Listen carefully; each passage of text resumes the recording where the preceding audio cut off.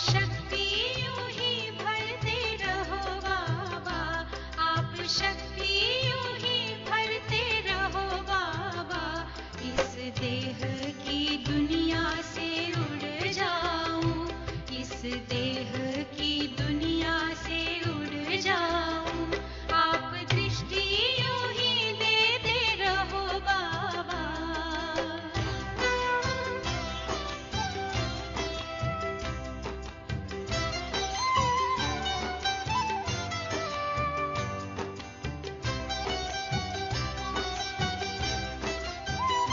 शुक्रिया आपका लाखों बाबा, आपने हमको दिल से अपना लिया।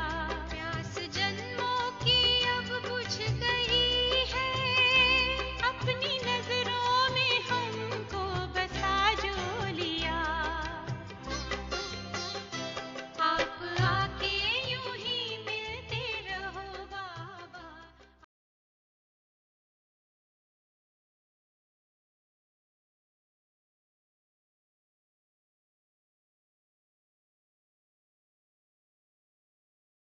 Om Shanti.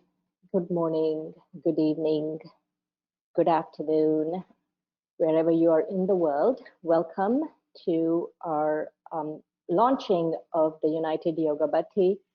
And Sister Gayatri is here with us today, and she will be sharing what it is and what we are going to do. She's going to give us an intro. Gayatri Ben?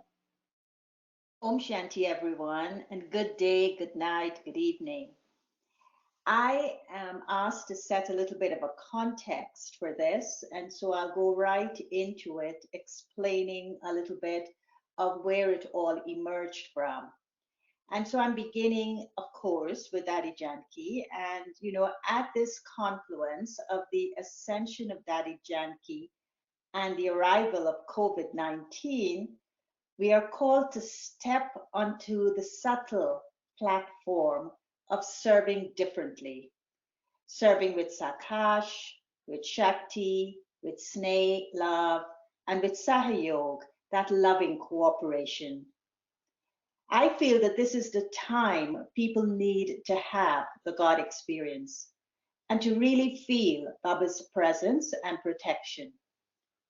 Today, we are launching the United Yoga Bhatti.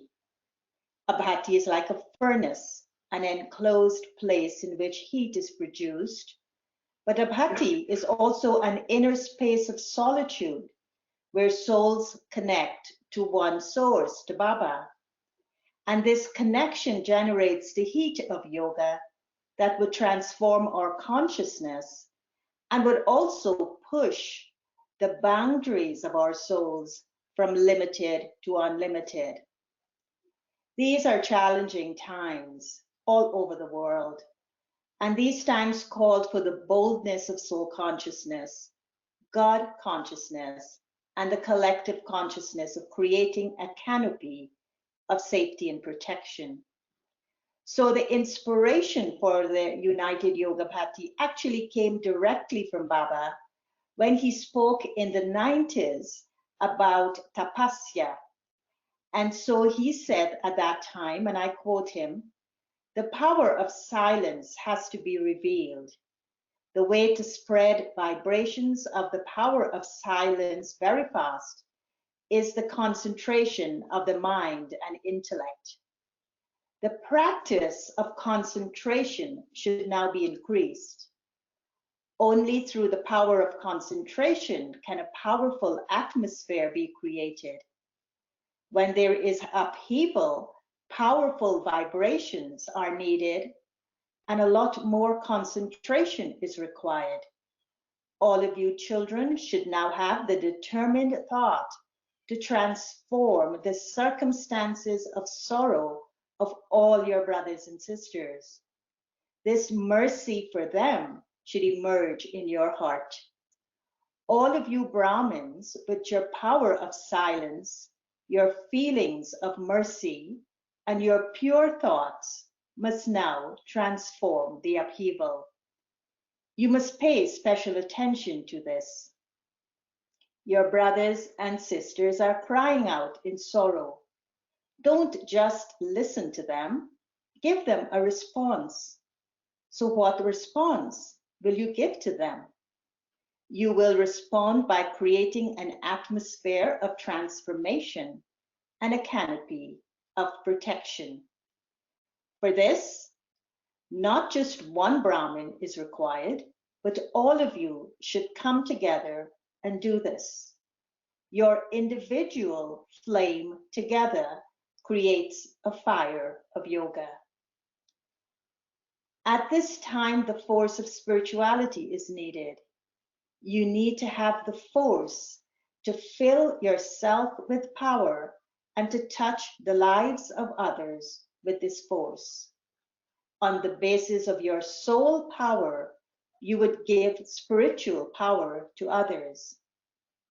When there were any waves of upheaval, Brahma Baba used to do special service of giving sakash day and night.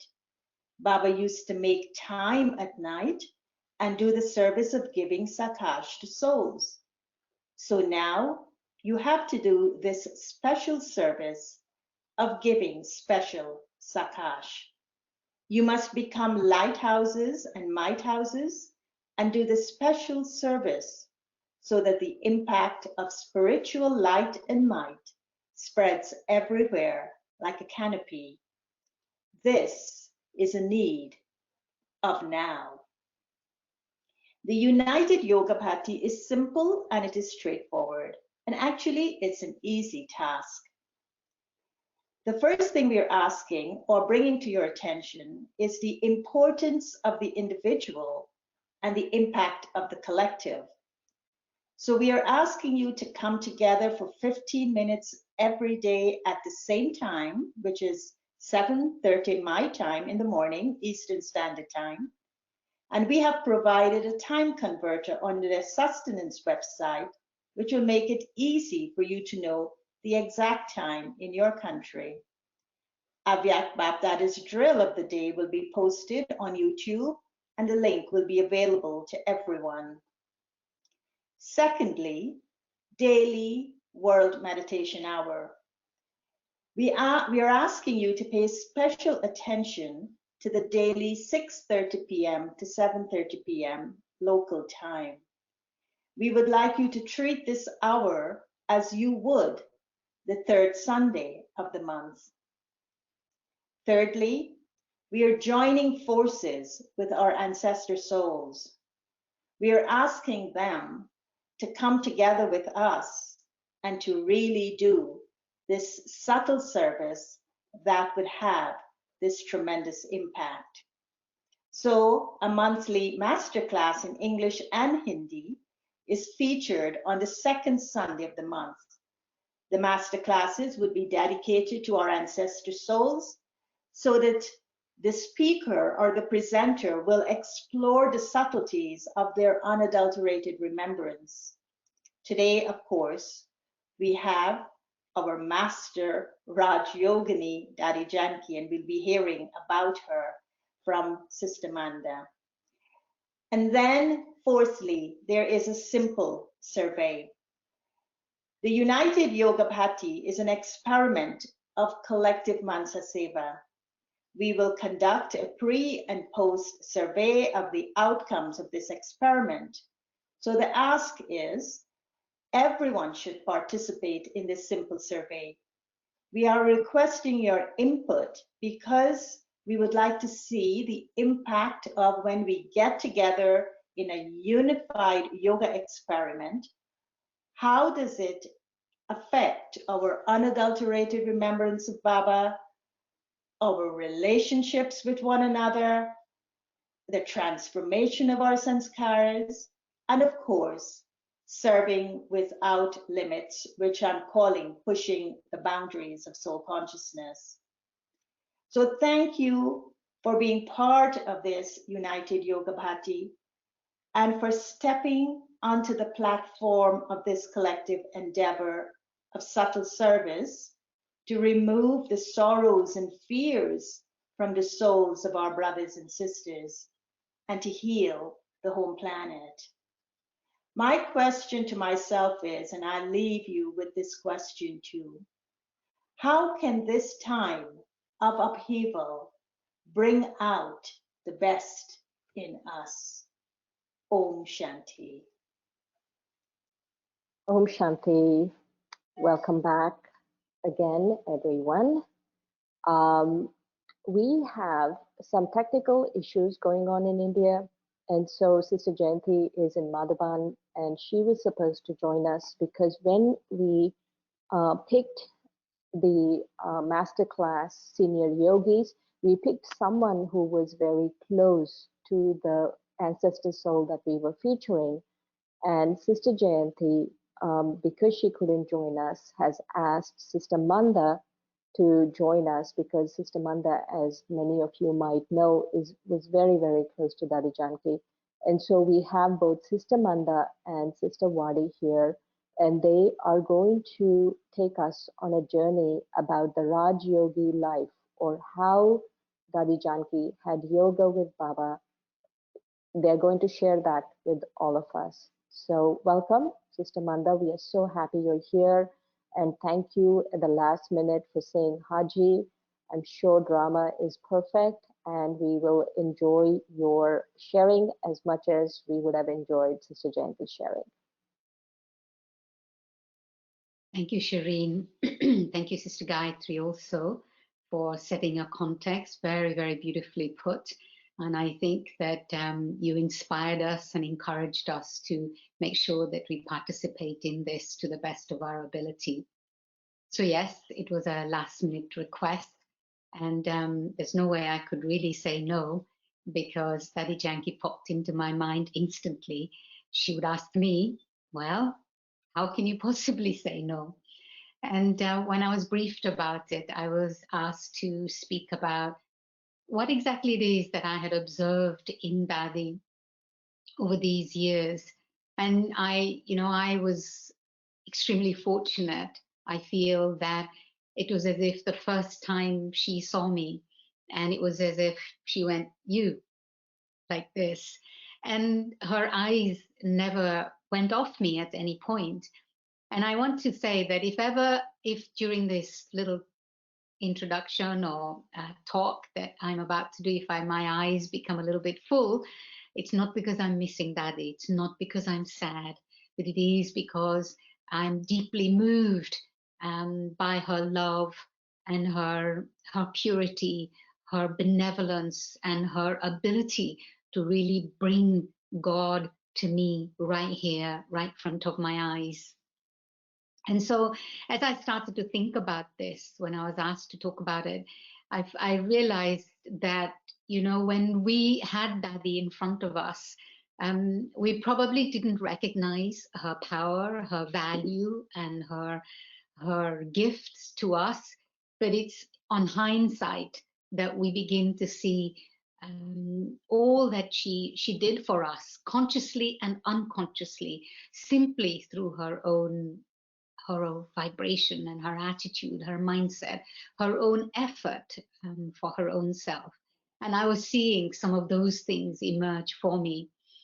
And one of the first things that I think I have to say is that all the years I saw Daddy, all the time that I spent with Daddy, whether it was on a one-to-one basis, whether it was on a small group basis, or whether it was in large groups, you never heard anything emerge from Dadi's mouth other than Gyan, other than what Baba would say, how Baba would demonstrate something. And so my sense really was that, or is rather, it's more that than ever before, that Baba was such an absolute prominence in her mind, that there was no second, no moment, no thought that she ever had without Baba, or without Gyan for that matter. And I feel that if we want to be able to stay in Baba's company, if we want to be able to stay in Baba's remembrance, then Gyan has to be at the forefront of our minds. And Gyan in terms of the understanding of the self, but Nij Gyan, the original Gyan, the understanding of the self as a spiritual being, the understanding of God, the understanding of the drama, all of those technical aspects that we know, I suppose. But more than ever before, the understanding of our original nature, our original qualities, that she never let go of the sight of those for her own self, but she also never let go of the sight of those for anybody else either. And so, what I was beginning to feel as I was thinking about her today, and that was that her remembrance, her connection with Baba was such, her ability to bring Baba into our domain was so incredibly natural that when she looked at me, and I think all of you would agree with this as well, I'm sure, that there was not the feeling Dadi is looking at me. She may have been looking at me when she scanned the room, she gave us drishti, whether it was in a group or on your own. And in that moment, on the one hand, Dadi was physically present in front of us, but the feeling as if was you were being seen by Baba. Well, I think she would tell us very clearly that it was not that Baba entered her like Baba entered Dadi Gulzar's body. She always wanted to feel that, that could happen. But it's not that Baba entered her, but her connection with Baba, her way of looking at us with Baba's vibration, with Baba's energy was such that there was no separation between her looking at me and Baba looking at me. And that's why we always longed in a nice way. I don't mean longed to kind of out of desperation, but we longed to be in front of Dadi and experience that drishti. And I know that some people may even found it hard to be in front of Dadi. But it was never, I think it was only because she also in that moment, when she put Baba in front of us, she also put up a mirror in front of us. And she wasn't deciding to put a mirror in front of us and show us ourselves, but in a negative way, I mean, but in a real way, her after today's Murli, her purity, her cleanliness was such that it was, you saw yourself in that mirror both ways, your specialities and often your weakness too. And sometimes you were moved when you saw that. And so it was very difficult for me when I took drishti from her, whether it was she who was giving me drishti or Baba who was giving me drishti. And then what that made me come to realize also was that that she remembered Baba with the whole of her being. Now, we remember Baba, we think about, becoming soul conscious, or we kind of course, you have to make a certain amount of effort, and I'm sure she did too, but that effort part was very short. But her ability to be in the wholly and completely engaged with Baba. And so I think that her remembrance of Baba, her act was that her mind, her heart, her attitude, her intentions, everything was to be in so connection and in such union with Baba that it was as if she created this huge energy and huge vibration that we found ourselves very quickly getting into that. And so you kind of you felt her ability to stay connected with Baba. And of course, when she used to talk about the fact that she also was paying attention, at the time I thought, how could she possibly be paying attention? It looks like she's not paying attention. But now come to think of it, she paid a lot of attention to herself, a lot of attention to her mind, in the sense that, when you saw her eating, even if you were there, and even if sometimes she talked to you a little bit, she preferred not to speak so much when she was eating, but she would eat really mindfully, and you could watch her. It was like, it was mesmerizing to watch her eat, because she was so aware of being fed by Baba, but also aware that it's feeding off the body that is going on. And so her vibration and her energy was so slow but consistent, and deeply focused, deeply attentive, that she was able to do that. And of course, I think an experience, one of the things I noticed so much, because I spent often hours translating for her on a one-to-one basis. So she'd be sitting there in her sitting room and I'm translating, and then the person who's meeting her is also present. She's completely and utterly present with that person, with Baba present. And what was so amazing for me was that she would be so utterly present, and then her phone would ring. She would pick up her phone, speak in her phone, and say, well, sometimes it was a detailed conversation or a meaningful, a deep conversation. She would put that phone down and she would become completely present again, and she would pick up completely where she left off with that person as she was having the conversation. And so her ability to stay internal, stay connected, stay present, also made me feel as if that with in between each interactions, she went inside herself. And this is something that we all felt also, that she would be, I'd see her again, do something that's finished, and she's waiting for the next thing to come, the next person to arrive. And in that moment, she's gone inside herself, whether it's seconds or whether it's minutes or whatever, however long it is, she's gone inside herself.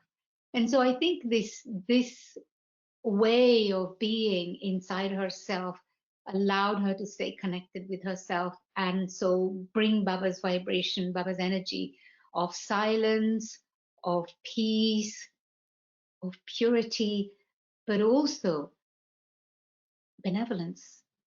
Benevolence, and this is what God is all about, complete benevolence. And so, it's only now that we realize that it was very difficult to separate when Daddy was with Baba, when she wasn't. And I was remembering, because I think about like that in terms of Brahma Baba, that Baba was the chariot of Shiv Baba, and it was very, Daddy told us stories about how when they would be meditating with Baba and there would be absolute silence, and then in a sense, theoretically, the meditation was over, but Baba was still there. Baba was still in that deep, silent state. And Baba would say to them, but he's not going. What can I do? He's not going. And in the same way, Brahma Baba's remembrance was so profound and so deep that that it was very difficult to separate when Baba was there and when Baba wasn't there. And so now I understand why it is that the daddies say to us, but what do you mean? What do you mean Brahma Baba is speaking or Shiv Baba is speaking? For us, the two are the same. And perhaps Daddy would not want us to say this, but it really feels like now, looking back, that it is difficult to separate what Daddy was, when Daddy was in Baba's remembrance and when she wasn't. Of course, I had days when she told me off, quite in uncertain terms. But even when she told me off, it was never that I was upset with her, because my feeling had always been that it was as if she's telling me off for my own benefit, and I couldn't be upset. If I was upset, I realize now that actually I was more upset with myself than upset with her. And so, of course, you project that upset with someone or the person who's created that upset in you for your own self. And so it's even her telling off was a reminder of Baba. I remember she told me off about something once, and yet when I couldn't go in front of her somehow because of her telling off with me, but I would go in front of Baba, and it was like Baba's forehead was shining and Baba's arms were open and to embrace me, and she knew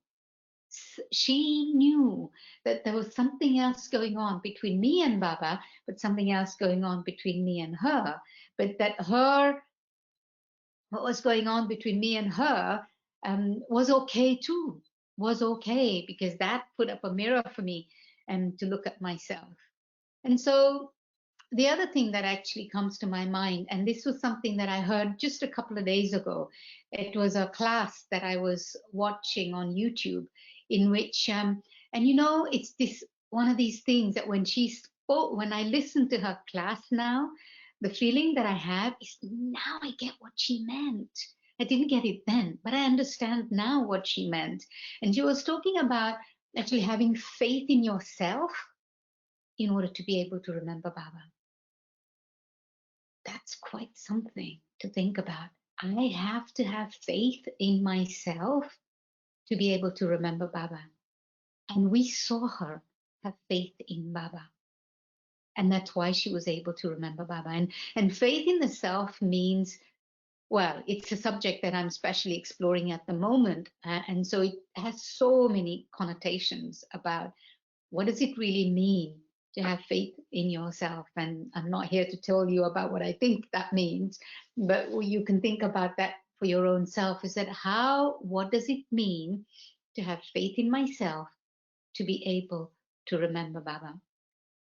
And I think I haven't covered all of my points, but I'm running out of time now. So I just want to say that, yeah, one last thing, and that is that what helped, I think, us experience Dadi remembering Baba also was that everything she assigned to Baba, everything that was happening, everything that needed to happen, she assigned that to Baba. Everything that everybody was doing, everything that was occurring, she would assign that to Baba. And so that meant that her focus, her attention never ever shifted from Baba.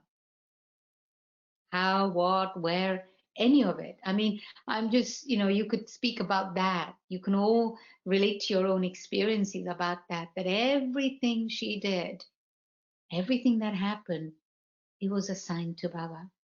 And that's the one thing that I know I could pay attention to a lot more. And in fact, so many things that makes me feel how that is not really left us on the physical form. It may be, but I think the first 13 days when we knew that he was still with Baba, I was remembering that he with Baba, but I was remembering that he knowing that I wanted all of these things clarified for myself so that I could reinforce them. And I was asking, what did you mean about this? What did you mean about this?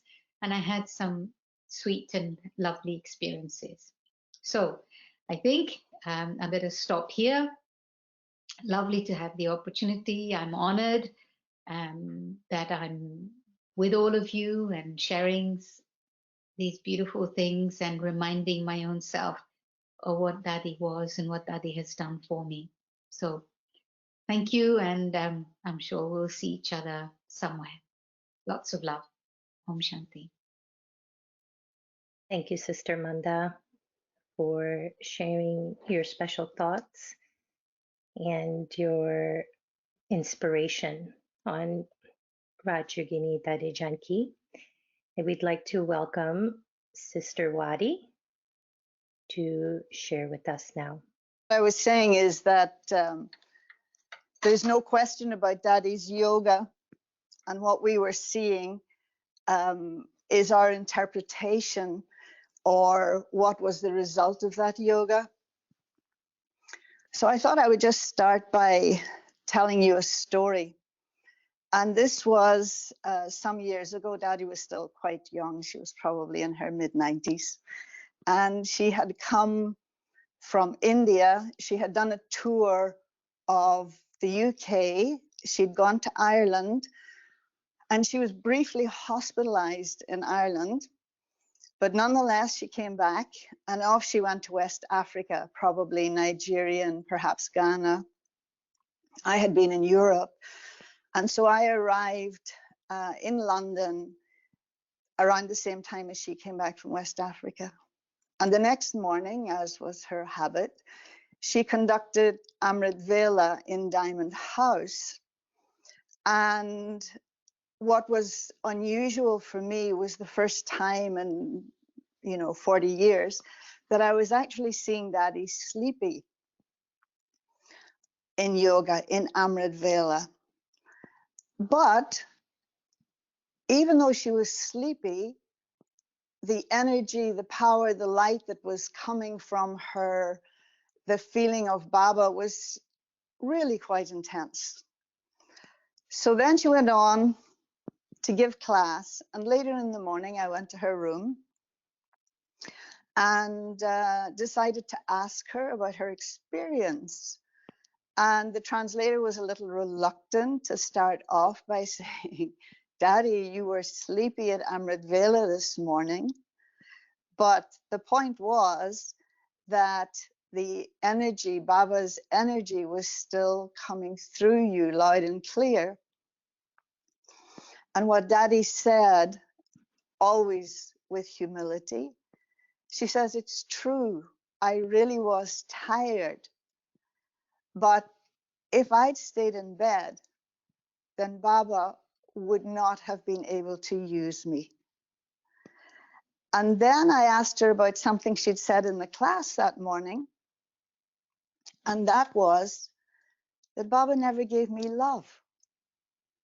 How surprising. And of course, we've heard the stories of how when she was with Didi and Manohar Daddy and whoever else, I think it was in Delhi, and Baba would send letters, which was the only means of communication at that time. And he would give Yad Pyar by name to everyone else. And he wouldn't take Dadi Janki's name at all. There were other things too. We heard about the story with the flies in the envelope and so on. And so again, Daddy acknowledged that sometimes Baba would need to give people love. And it was perhaps a little bit superficial. And my sense at that time, and this is a big part for me, is that Baba knew that she would become Bapsaman. And one of the things that made her Bapsaman, and that I adored about Daddy, is that her love for him was never dependent on his love for her.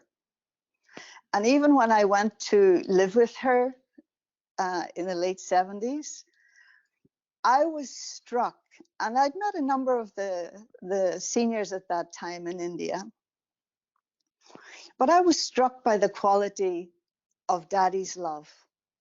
And maybe as a young Westerner with certain ideas in my head, but although we recognized Daddy as a number one student in relation to the teacher and accepted her obedience as the child, but what always touched my heart was that Daddy didn't just have love for Baba, but from my perspective, she was in love with Baba, which was a whole different ball of wax. And the way that she would speak about him, she would talk about the beauty of his feet, the beauty of his hands, the fragrance of his being. That's not how a child talks about their father or how a student talks about their teacher. And so she was at one level, and I don't even like to use the word wife, but the companion. And in that relationship of the beloved it was never ever a question of her becoming subservient to. She had, her love was completely faithful in every gesture, in everything she did and thought and said. But rather, it was what she saw in Baba, not the love that he gave her, but the love that she saw that inspired her to become that for herself. And I'd also asked her at one point, she was in Peace Village, it was the second to last time. So again, she was in her late 90s, and I was teasing her that she was still in the body. I said, haven't you become Bapsaman yet, Daddy? And again, she said, I never think in terms of being Bapsaman. I only think, see Father and follow Father. Sister Mohini touched on last night, 2 nights ago, the fire of yoga and the quality of the fire of yoga that burns and consumes. And so the fire is love. And one of the results of it was that there would be instant realizations. And so this, of course, we saw with Daddy, the realizations, not through a process of elimination or the intellect, but the love made her realize, and the love also gave her the power to change in an instant. And further, and then Mohini mentioned that Dadi Janki was real. This is why we loved her. She was real. And just one further thing for me was that because of this cleansing that she always did, and her knowing that she had to become like Baba, not liked by Baba, but like Baba, was that her chit was so clean that she was able to operate in the 3 aspects of time in the present, that they all collapse, the past, the present, and the future. We witnessed how she would be able to tell the seed of a thing intuitively, or that she would tell you something for yourself or about yourself, and somehow along with that, the power to manifest it in the future.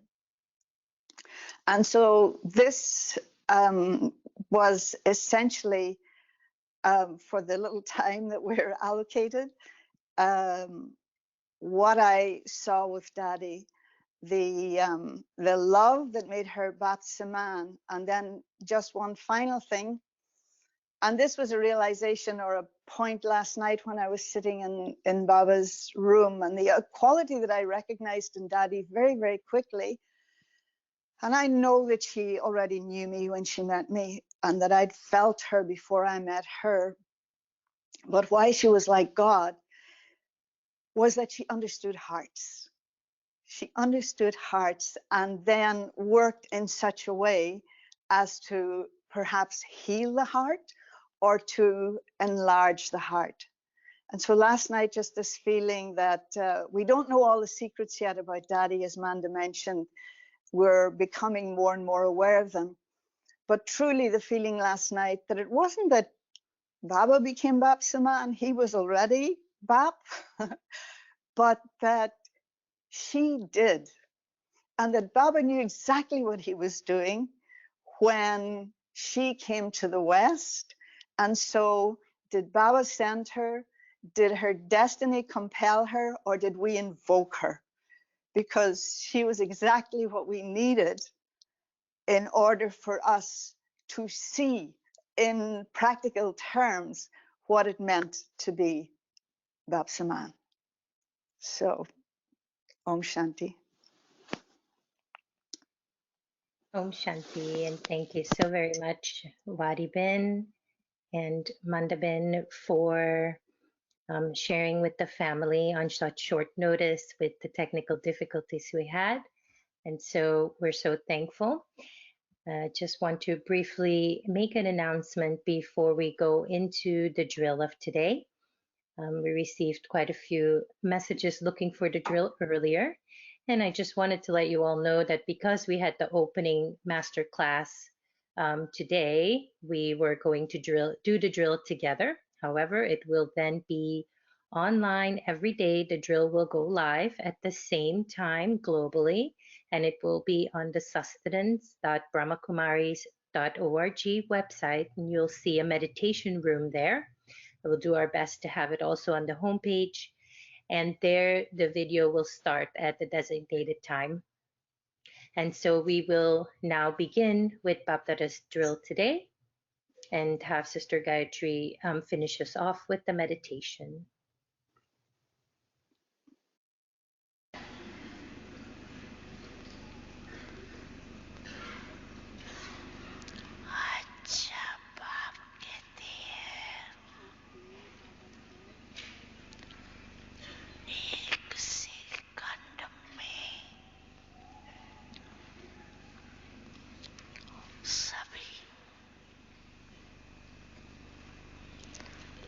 अभी अभी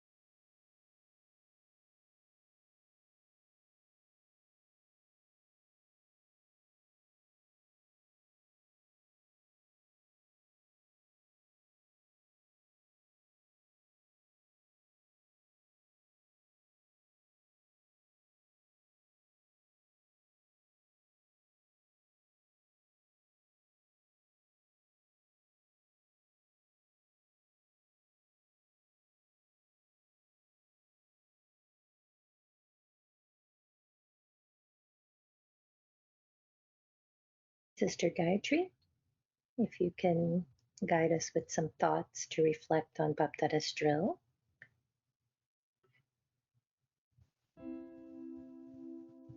In the bodiless stage,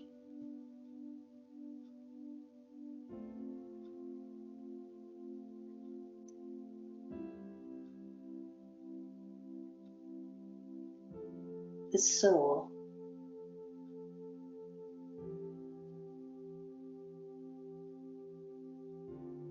can feel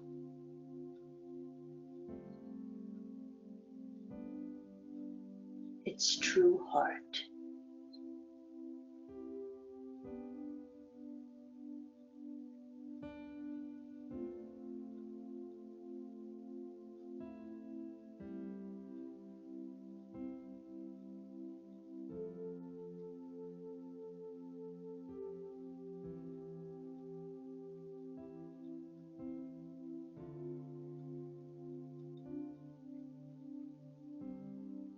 A loving heart.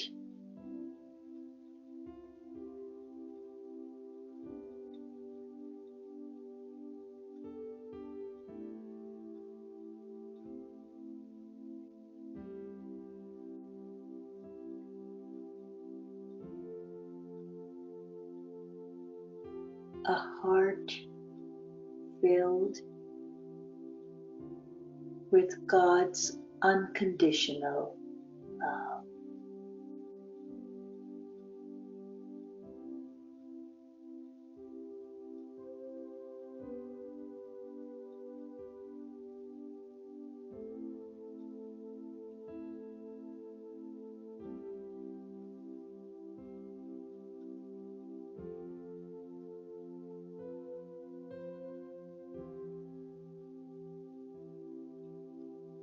In the bodiless stage,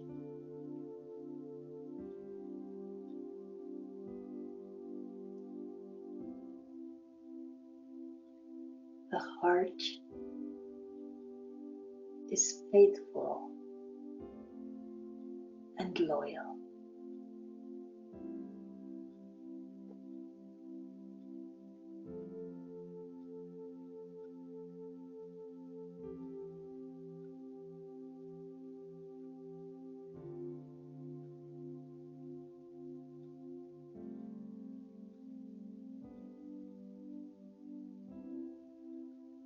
The heart is caring, compassionate, and kind.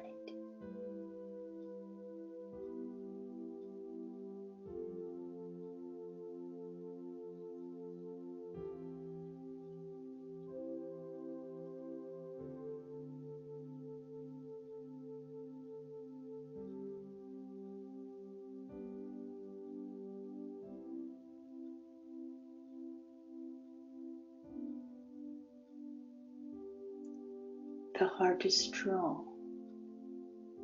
It's a mighty heart.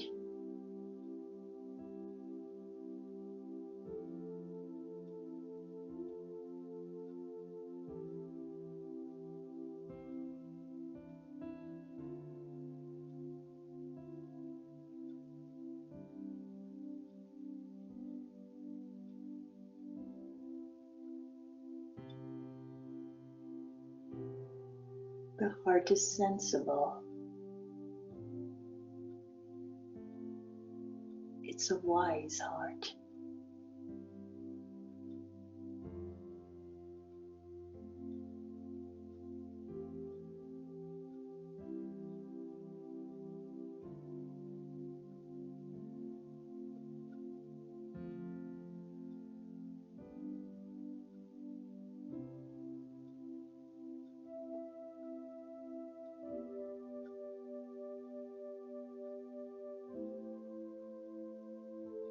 The heart is unbreakable.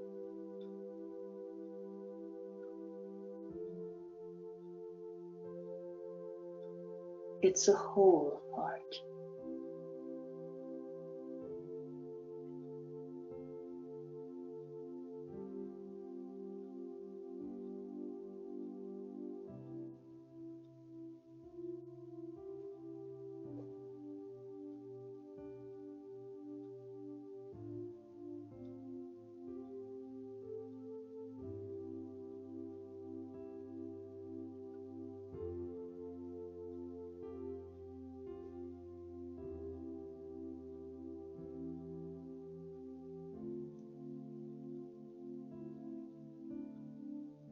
A heart is courageous. It's a trusting heart.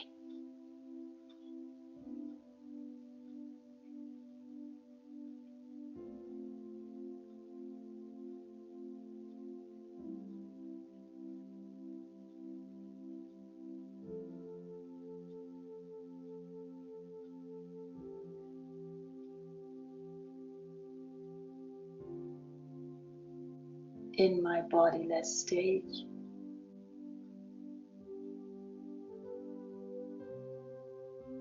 I sit on the throne of God's heart.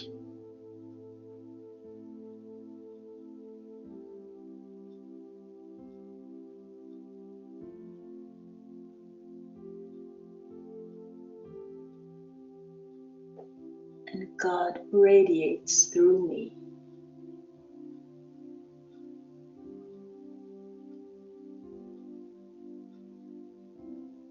Light and love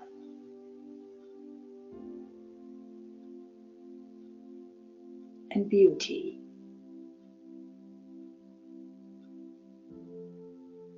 To my brothers and sisters,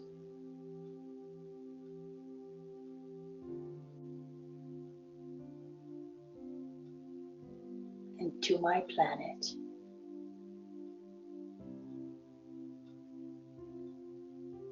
Which is the whole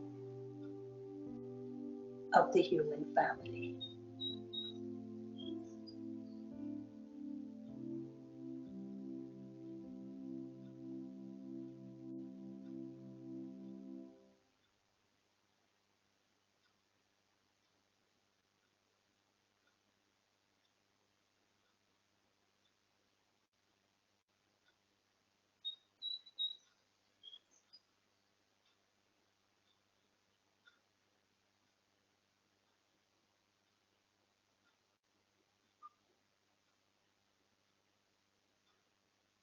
Om Shanti.